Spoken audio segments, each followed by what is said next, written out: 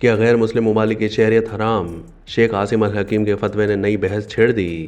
پاکستان سمیت دیگر تمام مسلم ممالک میں آباد مسلمان اکثر بہتر روزگار اور روشن مستقبل کے لیے غیر مسلم ممالک کا رخ کرتے ہیں اور موقع ملنے پر وہیں کی شہریت بھی حاصل کر لیتے ہیں۔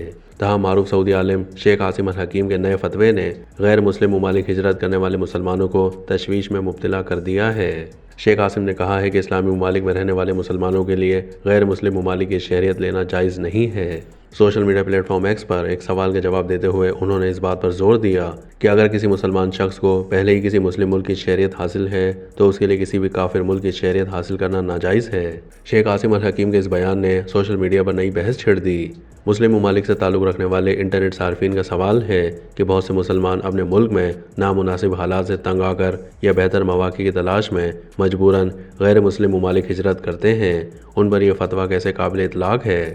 صارفین نے شکوہ کیا کہ عرب ممالک میں دہائیوں تک محنت مزدوری کرنے والے مسلمانوں کو شہریت نہیں دی جاتی، پھر پسماندہ مسلم ممالک کے مسلمانوں کے پاس اور کیا آپشن رہ جاتا ہے؟ ایک صارف نے بتایا کہ میں 42 سال سے ایک عرب ملک میں مقیم ہوں لیکن مجھے آج تک شہریت نہیں دی گئی۔ شیخ عاصم الحکیم نے اس معاملے پر مزید کوئی تبصرہ نہیں کیا، تاہم صارفین کی جانب سے بحث کا سلسلہ جاری ہے۔ یاد رہے کہ اس سے پہلے شیخ عاصم الحکیم یوٹیوب کی کمائی کو بھی حرام قرار دے چکے ہیں۔